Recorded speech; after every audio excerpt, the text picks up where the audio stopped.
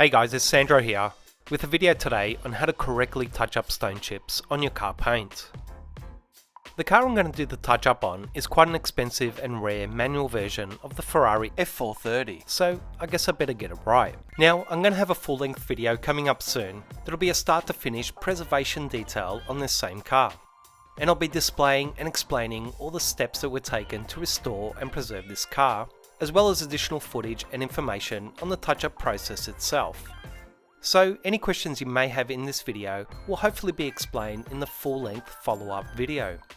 But for those of you that aren't into my long format videos, this will be a shortened version specifically looking at a portion of the touch-up paint process on the bonnet of this Ferrari and explaining those steps.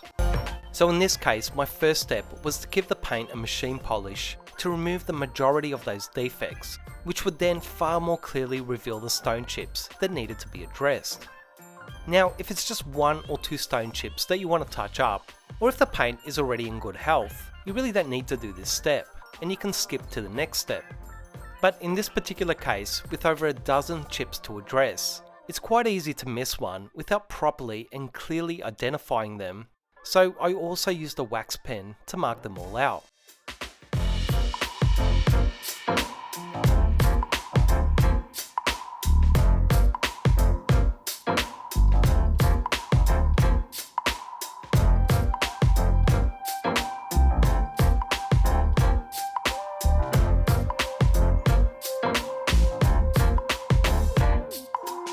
So with all that done, the next step is to sand around the chip.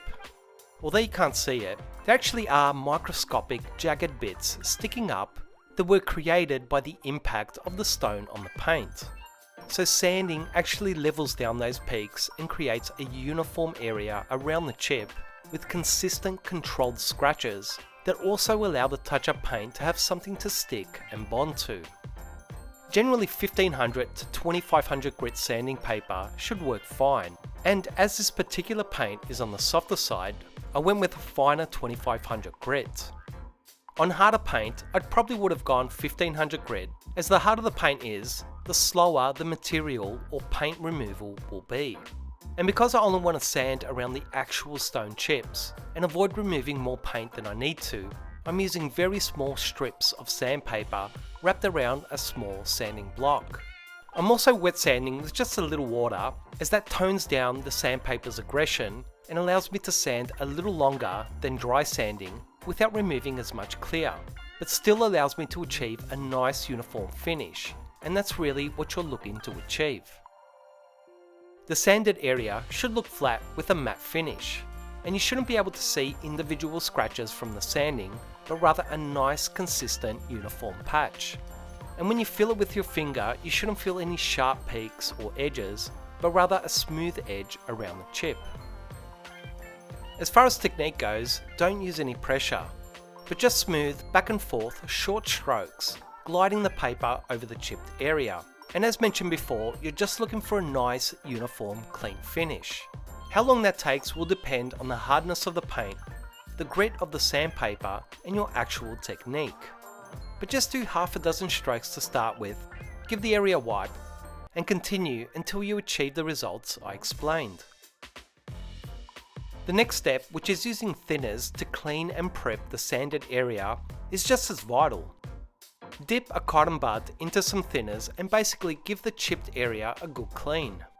Thinners is not only fantastic at cleaning and removing particles that can prevent the touch-up paint from sticking, but it's also a fantastic bonding agent for the paint that will promote great adhesion with the touch-up paint. So now it's time for the touch-up paint itself. In this case, I'm using a base colour red, and will then be using a clear coat in a second application step. But it's also possible to mix the clear and base together to make life easier. However, in my experience, I tend to get a slightly better finish if I apply them separately, as this is how the existing paint is applied and tends to match a little better in that regard. As far as technique goes, just add a little touch-up paint to a fine tip brush. Some people also like to use toothpicks or skewers and other little tools, but personally I have the best success with a fine brush.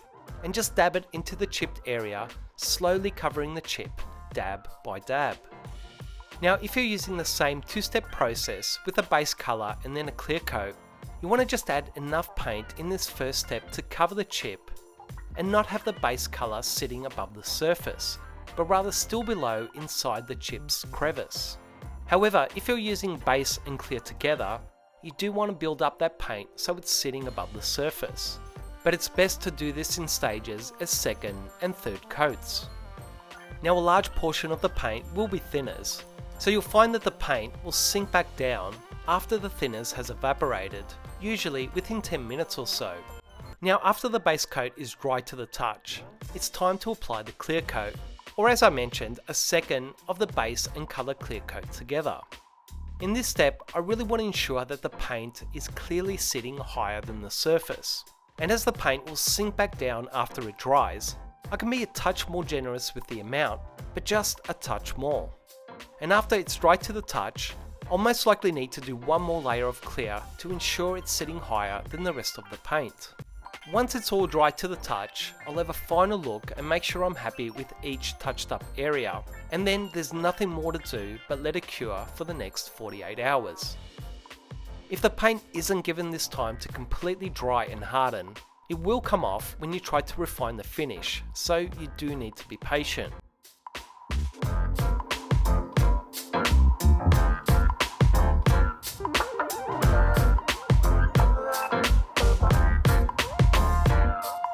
So after a couple of days, it's on to the refinement stage. Step 1 is basically the same as the first sanding stage, using the same paper and technique. However, what you're looking to achieve now is to level down that protruding clear coat layer to be perfectly flat with the rest of the surrounding paint. Again, just do this in small sanding stages, bit by bit until you get there, as if you go too far, you'll have to start all over again. Or even worse, go through the existing paint. Once the peak of the touch-up paint both looks and feels nice and flat, it's then time to refine those coarser sanding marks with finer ones, using a finer grade of sanding paper. I'm using 4000 grit, but usually 3000 to 4000 grit is fine for the last sanding stage. The biggest mistake most people make when sanding with finer grits or the last sanding stage is that they don't sand enough. In general, if your first sanding stage took you about a minute, your second or final sanding stage should take at least 2 to 3 minutes longer to refine those coarser sanding marks. And what you should also do, which you'll see in a bit, is work a slightly larger area with your final sanding stage. The last stage is compounding or polishing the area to restore gloss and clarity, and then you're pretty much done. Now in this particular case, the Ferrari has soft paint, so a medium compound on a foam polishing pad worked just fine. However, in many cases you may need to start with a more aggressive compound and pad and then finish with a finer polish and pad to achieve the best result. Now if you're in the position of having a micro polisher or sander, it'll definitely make your life a lot easier, as machine sanding marks are just so much more consistent and easier to refine. And although you can also compound and polish by hand, once again machine polishing does tend to produce far superior results far quicker.